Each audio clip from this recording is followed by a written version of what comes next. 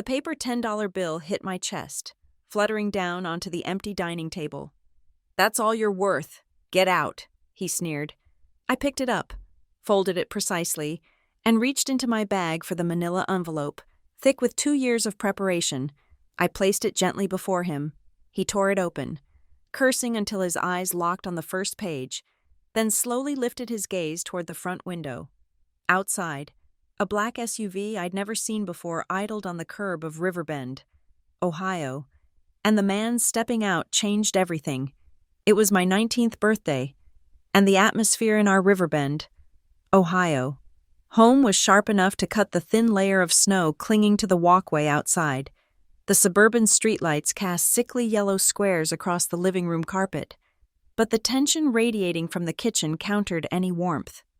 I sat alone at the dining table, facing the small, sad cake I'd bought myself on my coffee break. 19 candles, unlit, since no one cared to sing Happy Birthday. "My name is Valeria Roberts. I have brown hair and eyes that, people used to say, were too bright for my own good. Today they were just cold." Ronan Hart, the man I'd been obligated to call Dad for most of my life, stood near the granite kitchen counter. He was wearing a rumpled button-down shirt, the collar stained with something I didn't care to identify. He didn't look at me. He just held up a crumpled bill and, with a flick of his wrist, tossed it toward me. The paper $10 bill hit my chest, fluttering down onto the empty dining table. "That's all you're worth." His voice was flat, colder than the winter outside. "Get out and make it cheap. I'm done raising somebody else's garbage." The insult, delivered with such practiced cruelty, should have stung, should have made me cry. But it landed harmlessly.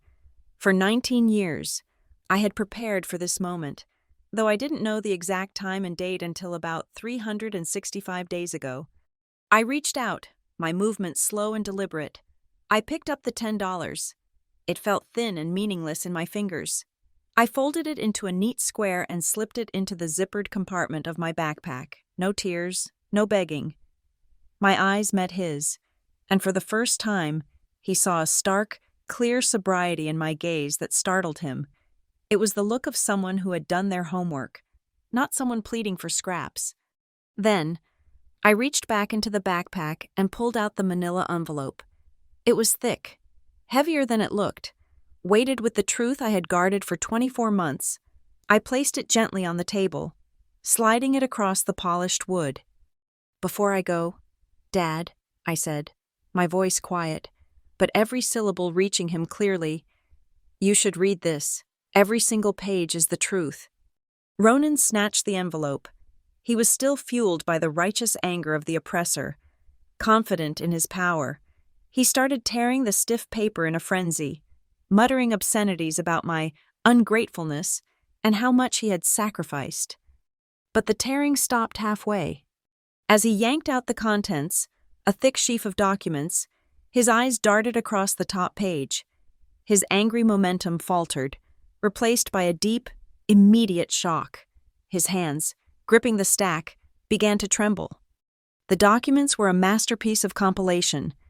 Copies of bank statements that spanned over a decade, official trust documents bearing the name Hart Education Trust, numerous instances of his own, unmistakable signature authorizing withdrawals, and right on top, a detailed DNA report. He was rapidly flipping through the pages, trying to dismiss them as fakes, but the watermarks and logos of the different financial institutions were undeniably real. Elise Hart, my stepmother, was standing paralyzed at the doorway to the kitchen, a dish towel still clutched in her hand. Her composure shattered when she saw her own name highlighted next to a series of large, unauthorized withdrawals. The new kitchen island, the Florida trip, Logan's private school tuition, all sourced from a fund meant solely for me. The panic was immediate, transforming her usual mask of cool resentment into raw terror. From the top of the stairs, Logan Hart, my half-brother, peeked out. He was just a kid, about 16, and his confusion was plain. He saw his parents' faces, his dad's face, pale and sweaty, his mom's face, etched with despair. But he couldn't understand the financial warfare unfolding below. Ronan's focus returned to the stack. A single sheet of thick legal paper slid out from the middle and landed silently on the wood floor. He bent slowly, retrieving it as if it weighed a ton. It was a temporary restraining order and a freeze on the trust, signed by Judge Halpern, clearly dated for implementation this very morning. He whispered the legal jargon, his face draining of all color as the meaning sank in. The money was gone for them. The foundation of their life, built on exploiting my inheritance, had just been declared legally bankrupt. I walked toward the window, stopping just a few feet from him. I didn't raise my voice. I spoke only loud enough for him and Elise to hear. Each word a crisp, cold detonation. I waited until today, Dad, I said. My 19th birthday, the day I could file this without needing your permission. I took a breath, letting the full weight of the past 2 years of work settle. If you still believe $10 is all you owe me, I invite you to look out the window. Ronan didn't hesitate. Driven by an animal instinct for self-preservation, he whipped his head toward the front window, tearing aside the thin lace curtain. The blinding, brilliant white headlights of a black polished SUV were focused directly on our living room. It was an expensive, executive vehicle, the kind that didn't belong on our working-class Riverbend street. The passenger door opened first, and a woman in a dark, impeccably tailored suit, clutching a leather briefcase, stepped out. Then, the driver's side opened. A tall man in a long, dark wool coat unfolded himself from the vehicle. His posture was commanding, his silver hair catching the reflection of the headlights, making him look less like a visitor and more like an avenging angel. Ronan's body went slack. His breath hitched. A gasping, choking sound. The man outside was a ghost from a past he had consciously erased. A man he had never expected to enter my life. It was a face that had been out of the picture for 2 decades, now standing on his doorstep. In that single, catastrophic moment, everything Ronan had believed was true. His control, his financial superiority, his authority over me, collapsed into nothing. They thought they were throwing me out like garbage, but they didn't realize they were the ones who had just been stripped clean of everything. I was leaving, yes, but I was walking out the front door and taking their entire future with me. The black SUV outside the window faded, and the present tension dissolved, replaced by a softer light, the nostalgic haze of a memory I had spent years trying to reconcile with reality. This was the foundation of the Hart home, the perfect suburban illusion that was, on paper, stable and whole. I was about 7 or 8 years old, a time when my world was contained entirely within the limits of Riverbend. The evidence of our picture-perfect life was everywhere. The smiling photos hung in the hallway, Ronan, Elise, Logan, and me, all beaming on Christmas morning, on our annual vacation to the man-made lake, at the church social. In every frame, we looked like the quintessential, happy, middle-class American family. That facade began right after the sudden death of my mother in the car accident. Ronan stepped forward, all measured compassion and false martyrdom. He spoke to our relatives and friends about his commitment and duty, swearing he would raise me as his own daughter, a true Roberts-turned Hart. He made sure everyone knew he was the good guy, the self-sacrificing husband of his late wife's friend. I internalized this narrative instantly. I owed him everything for keeping me out of the system. There was never any hitting, never any shouting or overt child abuse that the police would investigate. The abuse was much more refined, a cold, calculated financial and emotional distinction. The difference wasn't in what we received, but in the value of the gesture. On Logan's 8th birthday, he received a brand new, expensive gaming console and designer athletic shoes. For my 8th birthday, I got what Ronan called the practical gift of higher learning, a backpack I knew was on sale after the back-to-school rush, and a box of slightly used textbooks. They were always things I needed, never things I wanted. The persistent undercurrent of our household was scarcity, not real scarcity, I would later learn, but manufactured. performative scarcity. Ronan would sigh dramatically while looking at bills, telling us, "Money is extremely tight right now, and I'm trying so unbelievably hard to keep this roof over our heads and food on the table." This was always directed at me, a constant reminder that I was the non-essential expense, the mouth he was struggling to feed. It trained me to be excessively careful, to be extra well-behaved, and never, ever to ask for anything. Dinner was Elise's battlefield. She wasn't outwardly cruel, but her words were precise. She would lean across the table and beam at Logan. "You are such an incredibly intelligent boy. Logan, you absolutely deserve that private school education. You're going to be a brilliant doctor or lawyer." She would then turn to me, her smile tightening. "Valeria, you are so incredibly strong. You're tough. You can handle things yourself. You don't need anyone's help." It sounded like praise, but it was a thinly veiled excuse, a verbal disclaimer that meant, "We are not financially responsible for your ambition." I remember my 15th birthday vividly. Ronan and Elise had thrown a huge, loud party for Logan the weekend before. A bonfire, dozens of friends, a caterer. When my actual birthday arrived, I came home from school and found a single, sad cupcake sitting on a napkin on the counter, a leftover from Logan's party. I forced a smile and thanked Elise profusely, promising her I'd be sure to do the dishes later. I went to my room, ate the cupcake alone, and swallowed the bitter lump in my throat. "It's fine," I told myself, a mantra I repeated endlessly. "At least I have a place to sleep. It's better than having nothing at all." Ronan's performance extended into the community. When neighbors would praise him for his kindness, he'd always wave a dismissive hand, only to immediately launch into a monologue about the heavy sacrifice he made, raising a child not of his own flesh and blood. I was his living prop, proof of his boundless generosity. This constant narrative cemented my silent sense of obligation. I truly believed I was a burden, a charitable case, and that I should never make demands. I was never asked what I wanted for college, what I dreamed of, or what I needed to succeed. My needs were simply assumed to be met by the bare minimum. Yet, they afforded me just enough freedom to plot my escape. I was allowed to go to school, allowed to escape to the public library, and allowed to take a part-time job at the local coffee shop when I turned 16. They saw these as markers of my independence and strength, proof that I wasn't their problem.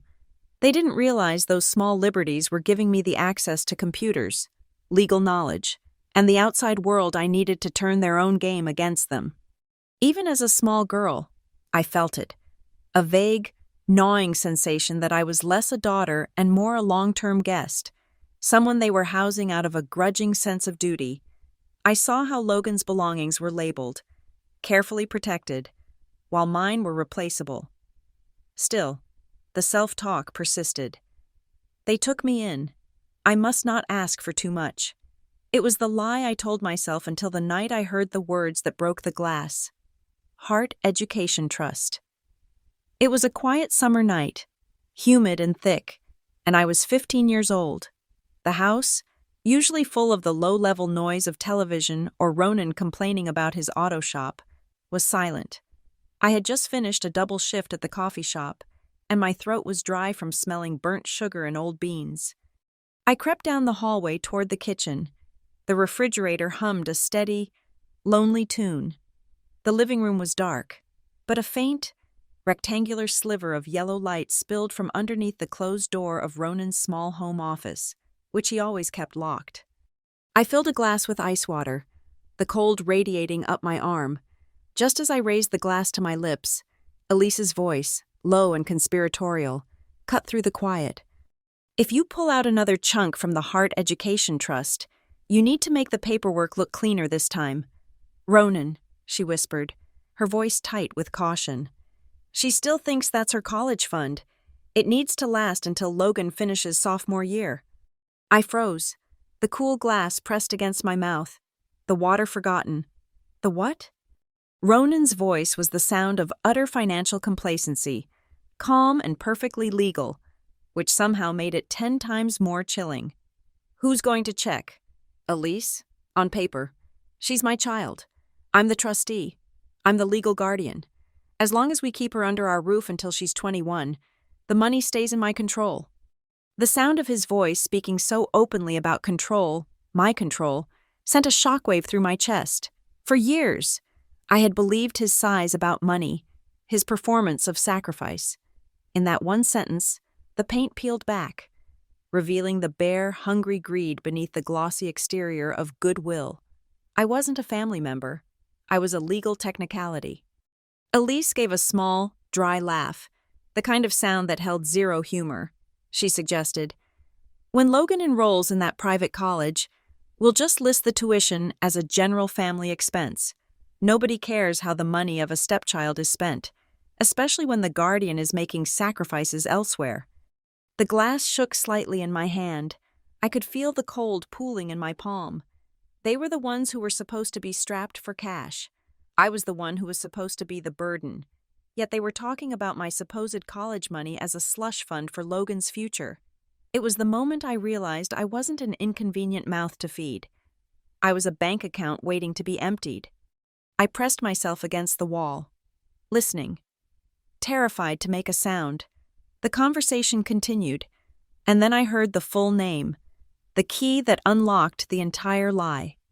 Hart Education Trust, the name they had kept secret for years. Ronan mentioned it was established by my maternal grandparents, a detail that hit me with a jolt of painful hope.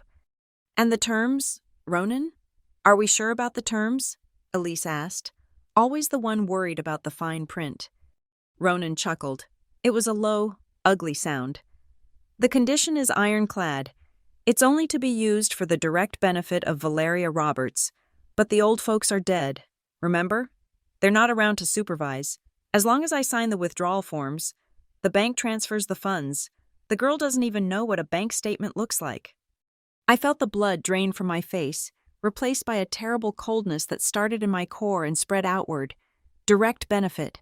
That term became a weapon in my mind. Every cheap backpack, every used textbook, every meal I was told was a sacrifice contradicted that term. I had not been a burden. I had been a financial resource they were exploiting while running a cruel, sophisticated confidence game. I took a slow step backward, my heart hammering against my ribs, making an unbearable noise in the silent hallway. My initial impulse was to fling open the door, scream the name of the trust, and demand answers. But a different sensation took over. Something harder and sharper than grief. A layer of ice was forming where my soft childhood innocence used to be. I saw my entire life, my entire relationship with Ronan and Elise, stripped bare. I wasn't just a financial drain. I was the collateral being harvested. I retreated quietly to my room. I didn't cry. Crying was weakness, and I needed all my strength. I pulled out an old, forgotten notebook I used for school doodles. Under the faint moonlight spilling from my window, I wrote down every single phrase I remembered. Then, with a red pen I'd saved for highlighting school notes, I drew a heavy, angry circle around the name, Hart Education Trust. That red circle wasn't a mark of sorrow. It was the starting point of the counterplan. It was the day I stopped being a victim under their care and started working as my own secret investigator. The 15-year-old girl who went to bed that night knew she wasn't alone anymore. She had her grandparents' foresight, and now she had a name. I was 17, already entrenched in my double life. The dutiful stepdaughter by day, the secret investigator by night. One Saturday afternoon, Ronan gave me the most mundane task. Clear out the back storage shed. "We need the space," he grumbled. "Logan has too much new sports equipment, and we need to make room for his things." To him, it was a chore. Another small way to exert control. To me, it was access. The shed was dark, smelling of dust and dried oil, a forgotten graveyard of their old belongings. I methodically moved moldy stacks of old tires, broken lawn equipment, and boxes labeled Elise's old college notes, tucked away in the furthest, darkest corner, behind a towering stack of crumbling cartons. My fingers brushed against cold metal. I pulled it out. It was a small, unassuming iron box. the kind people use to keep receipts or spare change in. It was coated in thick dust, but stuck on the lid with yellowed masking tape was a note, written in the familiar, elegant script of my mother. My heart hammered. The words were simple.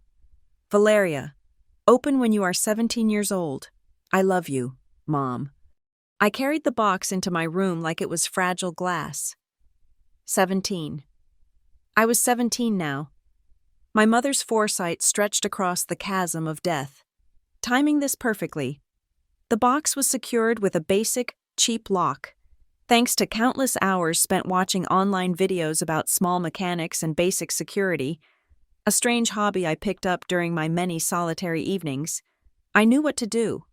I retrieved a hairpin and a straightened piece of coat hanger wire I kept hidden. The process took only 2 minutes. The house was empty. Logan was at soccer practice and Ronan and Elise were out shopping for a new grill. The quiet tension built, not from fear, but from anticipation. Then, a soft, distinct click echoed in the small room. It sounded like the opening of another life. Inside, resting on a layer of faded velvet, was a thick, pale manila envelope. I pulled out the contents, laying them on my bedspread. An official-looking business card for an attorney named Dana Cruz, located in a neighboring city. A copy of my birth certificate with the section for father left conspicuously blank, and a small, carefully wrapped lock of auburn hair, tied with a thin white thread. Finally, the letter. My mother's handwriting was shakier than I remembered. I sat on the edge of the bed and read. She confessed that before she met Ronan, she had a brief but serious relationship with a man named Cameron Blake. He was just a young engineer back then, full of ambition, before he moved to Chicago. She hadn't told him about the pregnancy. She thought she could manage with Ronan, that they could raise me together. But the letter turned darker, revealing her acute foresight. She wrote that she became frightened by Ronan's obsession with money, specifically how he spoke about the educational fund.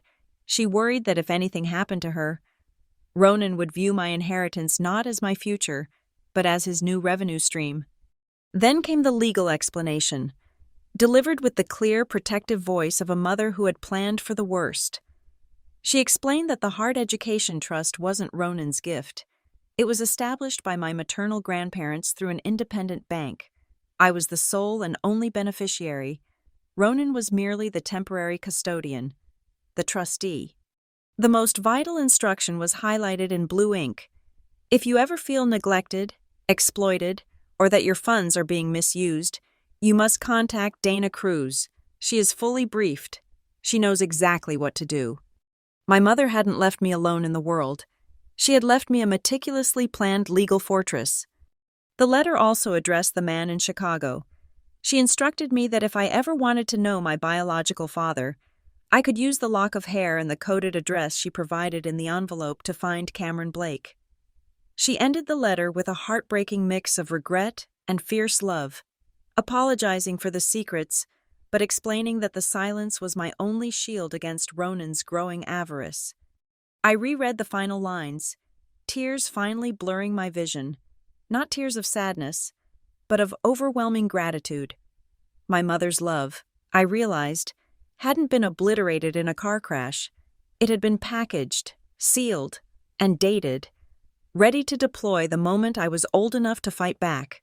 Her protective network, designed to activate at the age of 17, was the greatest, most expensive gift I had ever received. It was a lifeline that proved I was not a burden, but a treasure worth fighting for. The game was no longer mine alone. I had a team, starting with a powerful lawyer and the ghost of a father I had never known.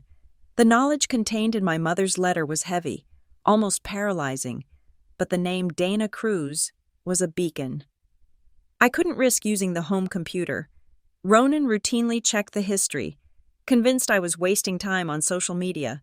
So, I took my first active step toward freedom at the Riverbend Public Library. Using one of the public terminals, I created an anonymous email account, one with no connection to my name or location. I typed a brief, neutral message and attached only 2 photographs, a close-up of Dana's old business card and a high-resolution image of my mother's handwritten instructions. I hit send and walked out, feeling a dangerous mix of terror and exhilarating control. Dana answered within the hour, bypassing my anonymity with professional precision.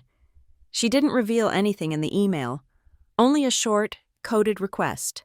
Call her office number from a public phone at 5 o'clock that evening. I made the call from the payphone outside the corner convenience store, my voice trembling slightly. Dana's voice was clear, crisp, and immediately authoritative. She confirmed everything. She had been my mother's lawyer, and yes, the Hart Education Trust not only existed but held a significant sum, far more than Ronan had ever led me to believe. It was the inheritance I never knew I had. The first step, Dana explained, was proving my case against Ronan was not just an accusation by a disgruntled stepchild, but a legal necessity. We need to sever his legal guardianship. Valeria, the easiest way is proving he has no biological right to it. She quickly sent an anonymous DNA testing kit to a private post office box she had me rent in a nearby town. The kit was designed for 2 samples, one from me and one to be accidentally acquired from Ronan. This would provide the irrefutable evidence that he was not my father, a necessary precursor to challenging his trustee status. The hair retrieval was simple, yet unnerving. I waited until Ronan was taking his weekly Thursday night beer run. I slipped into the master bathroom, my heart pounding a ridiculous rhythm against my ribs. I found his hairbrush and, with clinical detachment, carefully extracted 3 long, dark strands, placing them in the tiny sterile envelope provided.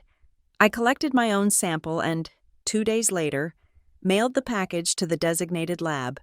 It was a silent theft, taking the evidence of his non-relation right out from under his nose. A few weeks later, the results arrived. Ronan Hart was definitively not my biological father. It was a victory, but only step 1. Step 2 was locating the man named in my mother's letter. Dana had secretly deployed a private investigative firm in Chicago. They tracked down Cameron Blake. He wasn't the young engineer my mother remembered. He was now the CEO of a major corporation, Blake Meridian Logistics. He was successful, powerful, and utterly unaware of my existence. The first message from Cameron came through a secured, intermediary email address Dana established. I opened it alone in my room, locking the door. The subject line was simply, Jennifer. The body of the email held 2 sentences. If you truly are Jennifer's daughter, Valeria, then I owe you a very long apology. I read the words, and for the first time in years, the coldness around my heart cracked. Tears pricked my eyes, but I quickly wiped them away. I was committed to the plan. I couldn't afford weakness now. We began communicating regularly.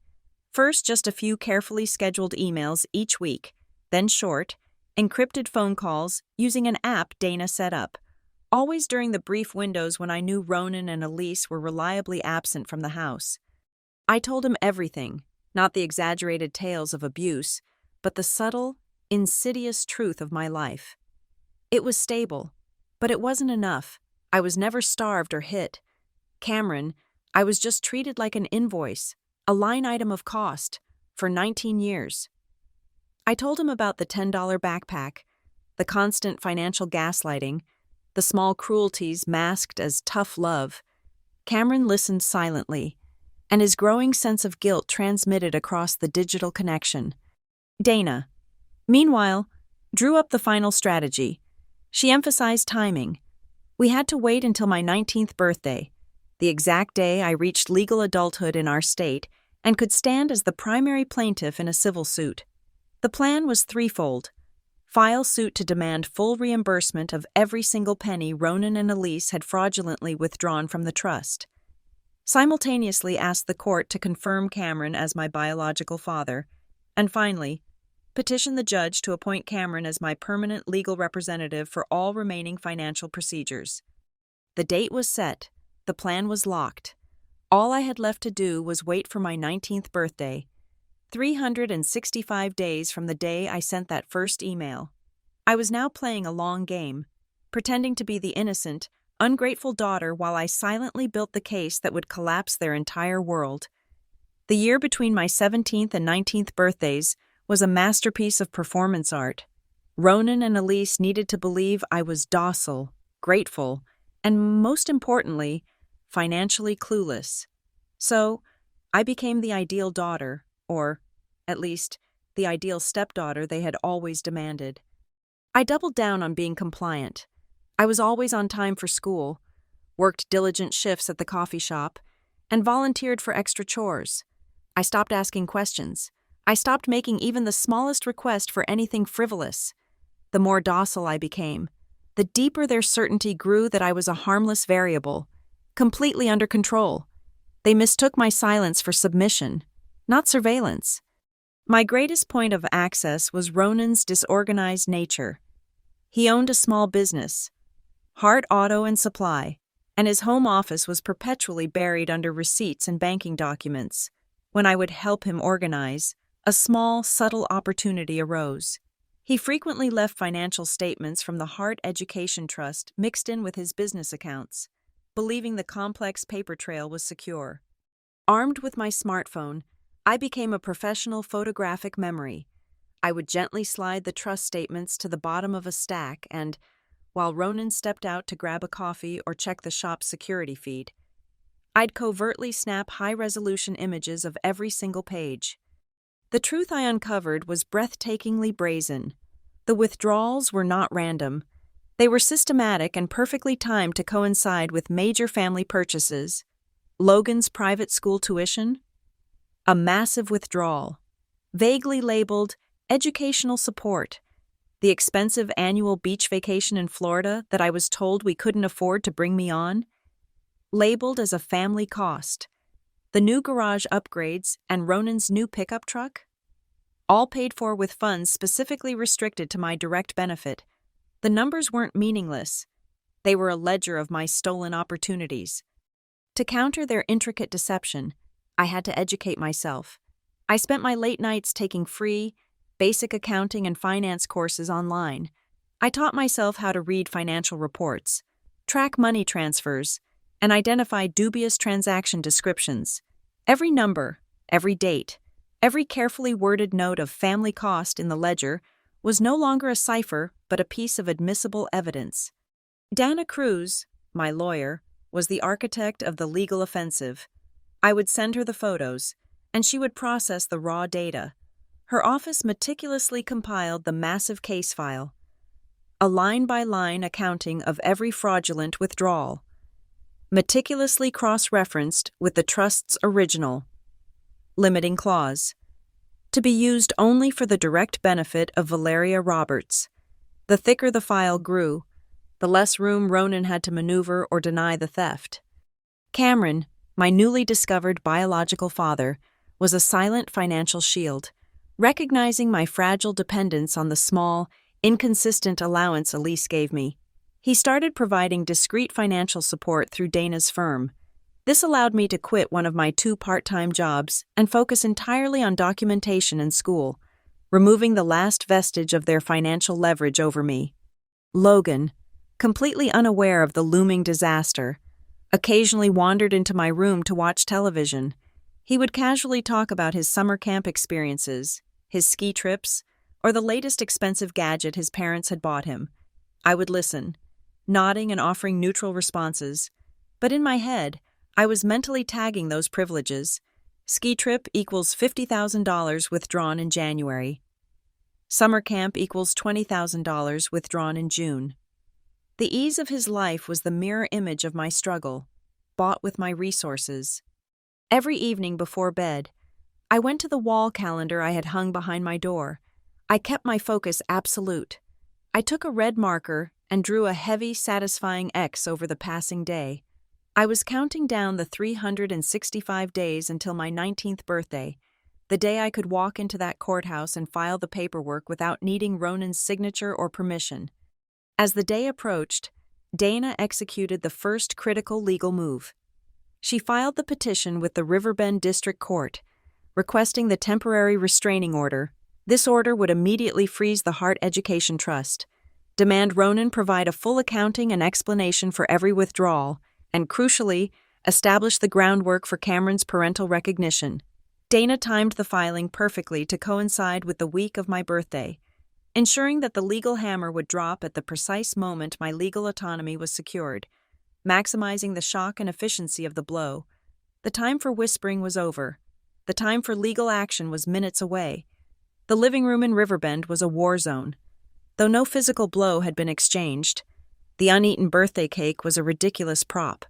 The crumpled $10 bill on the table was a symbol of his hubris, and the thick, torn manila envelope was the detonator.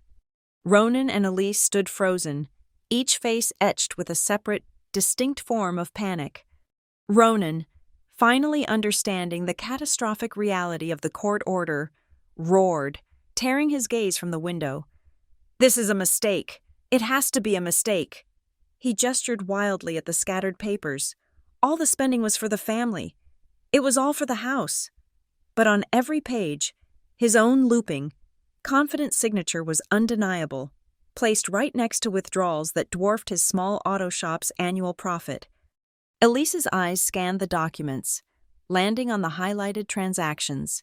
She recognized her own name linked to the expensive new kitchen stove, the down payment for the luxury travel trailer, the elaborate bathroom remodel she'd insisted upon.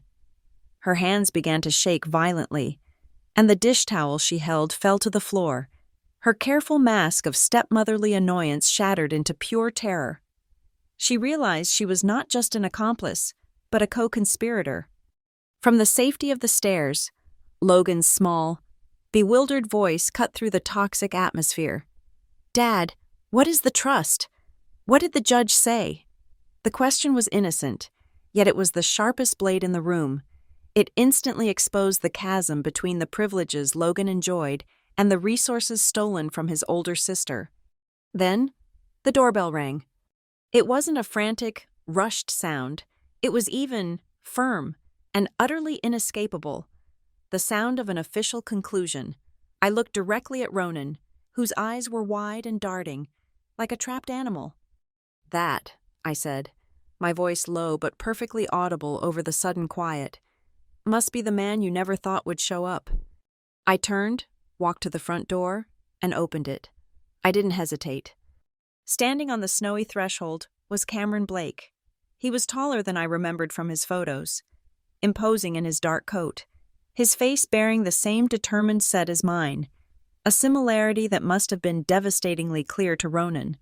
Beside him stood Dana Cruz, impeccably tailored, holding a leather briefcase that felt heavier than gold. Behind her, standing quietly by the porch light, was a uniformed civil police officer, present to ensure the court order was executed without incident. Cameron didn't bother to step inside. He simply looked over my shoulder, surveying the wreckage of the Hart family gathering. His gaze rested heavily on Ronan and Elise. "Ronan Hart," Cameron began, his voice calm and slow, carrying the undeniable weight of wealth and legal authority. "I am here to secure the legal interests of my daughter, Valeria Roberts. I am here to ensure you do not take one single more cent from her fund." Dana stepped forward, placing her briefcase flat on the dining table, right over the tattered remains of the manila envelope. "The Hart Education Trust is frozen, Mr. Hart," she stated, her tone entirely professional. "All transactions are currently subject to a forensic audit. Furthermore, if you attempt to physically prevent Valeria from leaving this residence, you will be in violation of a court order and subject to arrest for obstruction." Ronan, driven by a desperate final surge of misplaced control, lunged forward, intending to snatch the file from the table. He didn't make it 2 steps. The police officer, without a word or change of expression, took a single, deliberate step toward Ronan, his hand brushing the standard black holster holding the handcuffs. The implied threat was silent, immediate, and overwhelming. Ronan slammed to a stop, trembling, the color draining from his face as sweat beaded on his forehead. I walked to the table, ignoring the 3 terrified adults and 1 confused teenager. I picked up my backpack, already packed with the few things I needed. I reached into my pocket, pulled out the crumpled $10 bill he had thrown at me just minutes ago, and laid it flat on the wood. I looked at Ronan for the last time. My eyes were level, finally free of the debt I had carried for 19 years. "You keep that," I said, my voice steady. "I don't need it. I'm taking something far more valuable with me tonight. The truth." I walked past him and past Elise, who had dissolved into quiet, broken sobs. I walked out the door and into the clean, cold night, shutting the door on the perfect suburban illusion and leaving them trapped inside the ruins of their greed. The air inside the Lakeshore Regent Hotel ballroom was thick with the cloying scent of expensive perfume and cheap ambition. This was the annual Riverbend Business Association Honors Dinner, the pinnacle of local suburban validation.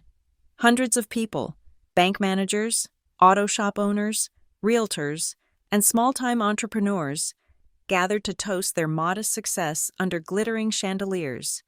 Ronan Hart was already halfway through a glass of overly dry Chardonnay, enjoying the self-important hum of the room.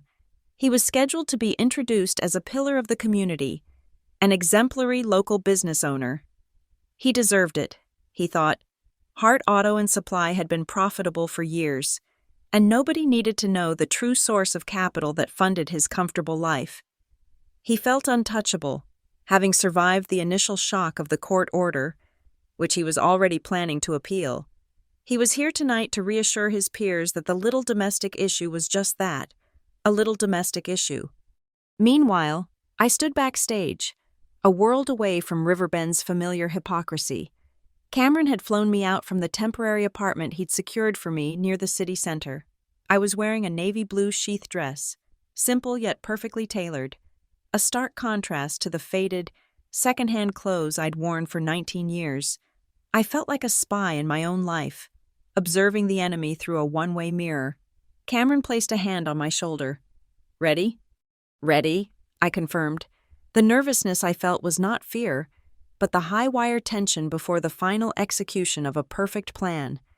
We slipped into the ballroom as the main course was being cleared. A hush of curious energy rippled through the nearest tables.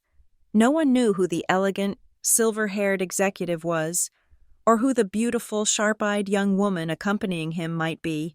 Ronan, sitting at a prime table near the front, merely raised an eyebrow at the intrusion, quickly dismissing us as out-of-town guests from a national sponsor.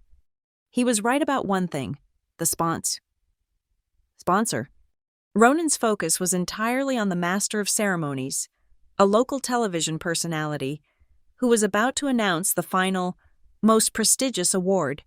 The MC smiled brightly, tapping the microphone. "And now, we welcome our most esteemed corporate sponsor of the evening, a new partner who stepped in at the last minute to show incredible support for community education and entrepreneurial integrity. Please join me in welcoming the CEO of Blake Meridian Logistics, Mr. Cameron Blake." The music swelled, and Ronan Hart froze instantly.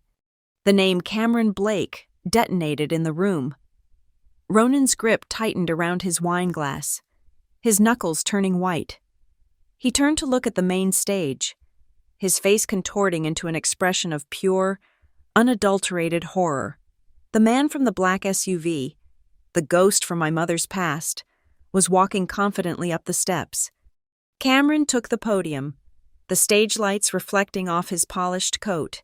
He offered a brief, gracious opening, acknowledging the community's importance and the future of its youth. The audience was politely attentive, but Ronan was utterly rigid, unable to move, unable to speak.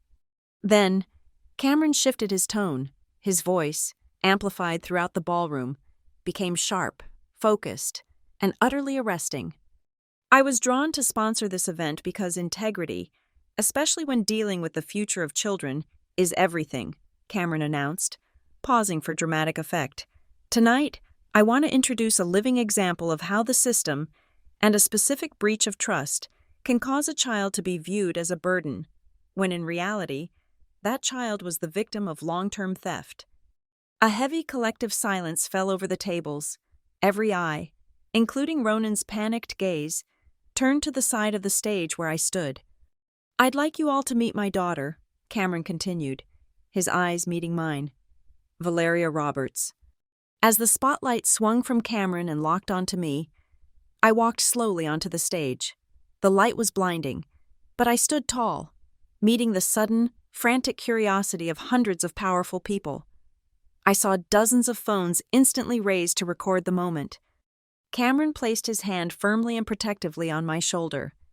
Valeria is the sole beneficiary of a substantial educational trust, a trust that was systematically plundered for years by her appointed guardian to fund his own family's extravagant lifestyle. The gasp was audible. Cameron hadn't named Ronan yet, but he didn't need to. At that exact moment, Dana Cruz, standing calmly at a control desk hidden beneath the stage, pressed a button. The giant projector screen behind us, which minutes ago had displayed the event logo, flashed to life. It displayed a series of financial documents, all personal information, account numbers, dates, was heavily redacted, but the crucial elements remained visible. The official letterhead of the trust's management firm, the description fields like Florida vacation deposit and Logan Hart tuition payment, and most damningly, the clean, legible signature of the trustee required for every single withdrawal. The documents were impossible to deny. Ronan Hart's signature was known throughout the Riverbend business community. It was on his mortgage, his loan applications, and his business credit lines. A local television reporter, live streaming the event for the evening news, quickly zoomed in on the screen, his feed instantly capturing the moment. Cameron turned to me, his expression softening only for the camera.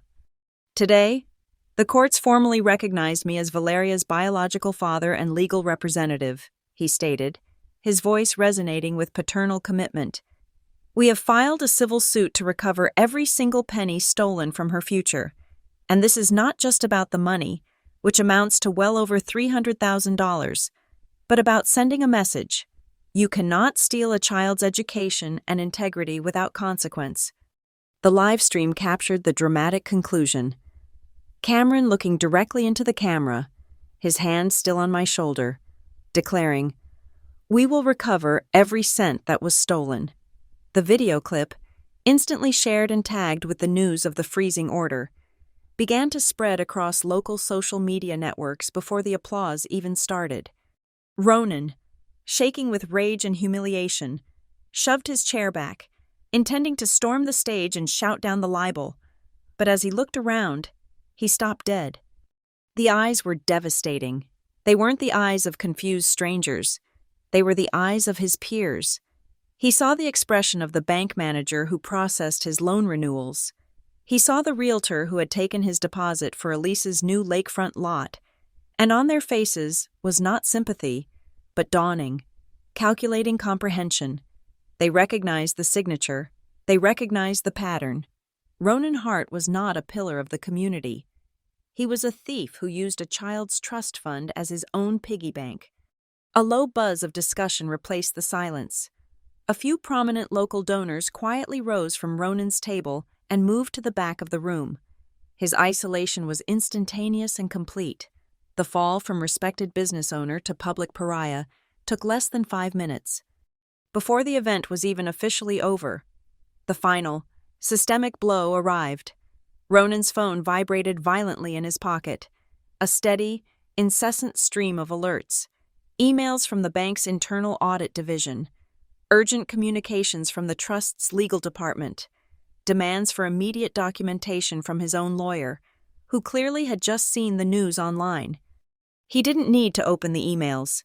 He could feel his entire financial world, his reputation, his business credit, his social standing, cracking and disintegrating around him, all broadcast live before the very people he had tried so hard to impress.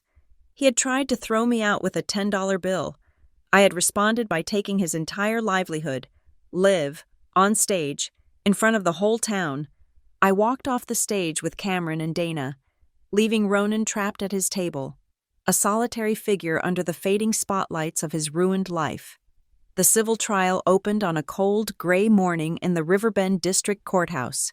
Courtroom 2 was small, with uncomfortable wooden benches that smelled faintly of old varnish. A handful of local reporters sat hunched over their laptops, joined by a few curious citizens and a scattering of business owners who had once respected, or financed, Ronan Hart. Dana Cruz's opening statement was a model of legal brevity and precision.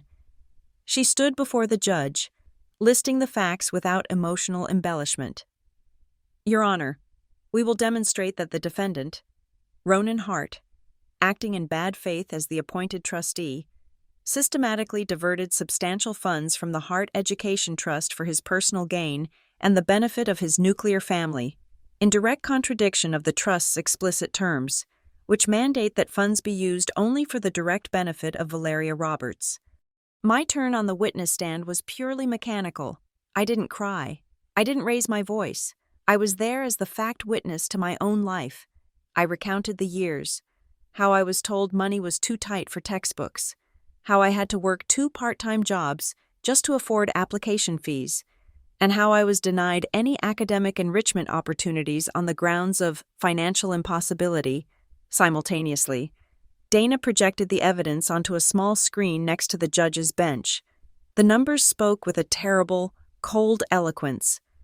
My testimony ran parallel to the financial ledger, my plea for a used laptop running beside a huge withdrawal for Logan's summer ski camp, my coffee shop wage slip next to the payment for Ronan's new pickup truck. The contrast was staggering precisely because there was no physical violence. It was a cold, hard, financial transaction. I had never attended private school.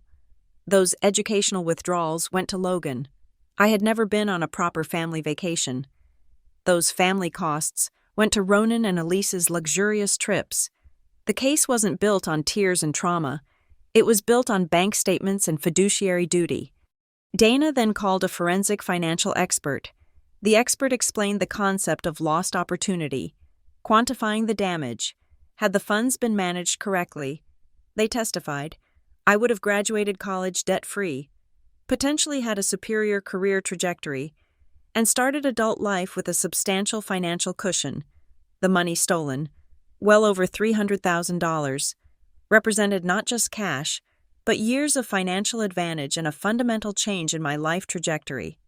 Ronan's lawyer, a nervous man specializing in real estate transactions, struggled. He argued weakly that all spending was for the family and therefore indirectly beneficial to Valeria. The argument was dismissed with a single question from Judge Halpern. Counsel, the judge asked, leaning forward over the bench, kindly explain to this court how a 5-star vacation in Florida, which Ms. Roberts was explicitly excluded from, provided a direct benefit to her educational future. The lawyer faltered, unable to provide an answer that wasn't pure sophistry. The facts were unassailable. Cameron sat in the front row, a silent, formidable presence. He was not required to testify, but his quiet support was profound.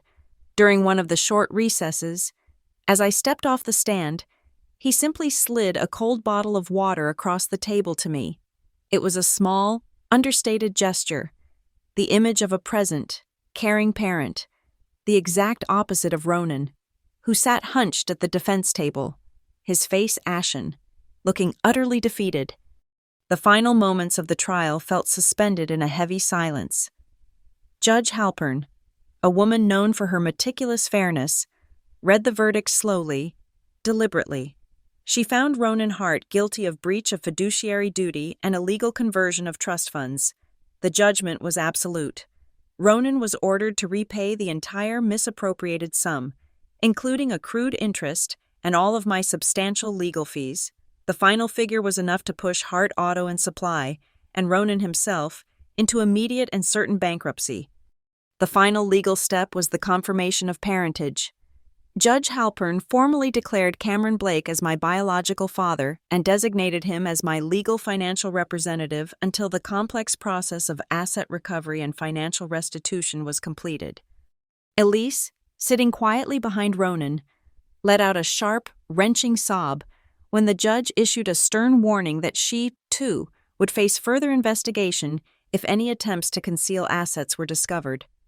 Her mask of quiet resentment finally crumbled into public despair. Out in the hallway, Logan sat alone, He finally understood that the electronics, the trips, and the private tuition he had always considered his birthright were all bought with the future of the person he called his sister. When the judge's gavel finally fell, a clean, decisive thud, I didn't cry or shout in victory. I simply let out a long, silent breath I felt I had been holding for 19 years. The heavy, locked door that had defined my life finally opened fully. I walked out of that courtroom with a new name, a new future, and the cold, hard assurance that the numbers had finally spoken the truth for me.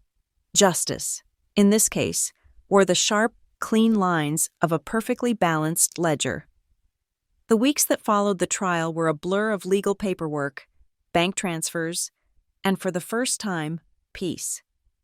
I moved out of the rental apartment near the city center and into a small, elegant house Cameron owned on a quiet lake in a distant suburb. It was a place he'd bought for weekend retreats, but for me, it became the clean slate, the starting point of the family I chose. Life with Cameron was composed of 100 small, unexpected kindnesses. I remember one morning in the sunlit kitchen, he was attempting to make coffee exactly the way I liked it, strong, with a specific ratio of almond milk. He was clumsy, burning the toast slightly, but he was present. He asked about the small things Ronan never cared about. What class are you most excited about taking this semester? What music do you listen to when you need to focus? Every simple, unforced question was a balm on the old wounds. He wasn't trying to buy my affection with the trust money. He was trying to learn the human being he'd missed out on raising. With the financial mess finally clearing, I focused on my educational plan. I enrolled in a large public university, choosing to major in finance and audit. It wasn't just about reclaiming the money, it was about mastering the language of control. I planned to become the kind of person who understood law and numbers so intimately that no child would ever again have to stand alone, terrified, in front of a fraudulent bank statement as I had. Back in Riverbend, the repercussions were quick and conclusive. Hard Auto and Supply was swiftly foreclosed upon. The bank seized the assets. The weathered sign was ripped down, and a new name took its place. The locals gossiped for a few days, the video of the honors dinner going viral in their quiet community, before settling into the digital archives, a permanent, indelible public record of Ronan's downfall. Elise moved in with her mother in a small town 2 states away, taking Logan with her. Days after the final judgment, Logan sent me a long text message, the screen filled with stumbling, earnest apologies. He said if he'd known, he never would have flaunted his privilege or been so insensitive. I read the message. I saw the genuine shame in his words, but I chose not to reply. Not out of malice or lingering anger, but because I finally understood that I was no longer obligated to heal or manage anyone else's guilt, least of all his. My emotional duty ended at my own boundary. One afternoon, sorting through my belongings in my new room, I pulled out my wallet. There, crumpled and worn, was the $10 bill Ronan had thrown at me on my birthday. It wasn't a symbol of poverty anymore. I smoothed out the wrinkles and carefully clipped it into the notebook where I detailed my future professional goals. I labeled it, smallest but most valuable seed capital. It was the physical reminder of the cost of freedom and the blindness of my former captors. I also kept the original manila envelope, the one I'd found in the shed. It was the physical proof that preparation, foresight, and quiet intelligence could turn the tide. I hadn't needed to shout or beg. The system, once triggered, fought for me. That evening, Cameron and I sat on the lakeside porch, watching the water turn to liquid silver as the sun dipped. "Valeria," Cameron asked quietly, looking out at the calm water, "do you want to change your last name? Legally, it's just Roberts now. We can make it Blake." I thought for a long moment. I didn't hate the name Roberts. It was my mother's. It was the name that protected the trust. "I want to keep Roberts," I said finally, turning to him. "But in my professional life, when I start my own firm, I want to be Valeria Roberts Blake. Roberts for the place I had to fight to leave, and Blake for the family I chose to build." The story truly ended not with Ronan's conviction, but with my departure. A few weeks later, I walked onto the sprawling, sun-drenched campus for freshman orientation. My backpack felt light, filled only with new notebooks and a confident future. My hand instinctively touched the journal inside, where the $10 bill rested. My inner voice, no longer fragile or pleading, spoke with the cool, calculated confidence of a woman who had just won a 5-year game of intellectual chess. On my 19th birthday, they thought tossing me $10 was enough to buy me off and dismiss me from their lives. They didn't understand that on that day, I was the one signing the final decision, the decision to expel them from my future. Thank you for listening to Valeria's story. If you love stories of quiet strategy and justice, please comment below and let us know where in the world you're tuning in from. Don't forget to subscribe to Lila Revenge Stories, like this video, and hit the hype button to help more people hear how Valeria Roberts Blake reclaimed her destiny.